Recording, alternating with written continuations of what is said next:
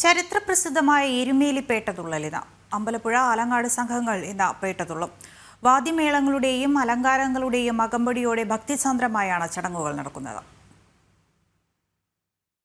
അയ്യപ്പന്റെ മാതൃസ്ഥാനീയരായ അമ്പലപ്പുഴ സംഘമാണ് ആദ്യം പേട്ടതുള്ളുന്നത്. രാവിലെ 11 മണിക്ക് പേട്ടപ്പണം വയ്ക്കൽ ചടങ്ങോടെയാണ് ചരിത്രപ്രസിദ്ധവും ഐതിഹ്യ സമ്പന്നവുമായ എരുമേലി പേട്ടതുള്ളൽ ചടങ്ങുകൾ ആരംഭമാകുന്നത്. ആകാശത്ത് വട്ടമിട്ട് പറക്കുന്ന ശ്രീകൃഷ്ണ പരുന്തിനെ ദർശിക്കുന്നതോടെ തിടമ്പ് പൂജിച്ച് ആനപ്പുറത്തെഴുന്നള്ളിച്ച് പേട്ടതുള്ളൽ തുടങ്ങും. അമ്പലപ്പുഴ സംഘം സമൂഹ പെരിയോൻ എൻ ഗോപാലകൃഷ്ണപിള്ളയുടെ നേതൃത്വത്തിലാണ് ചടങ്ങുകൾ.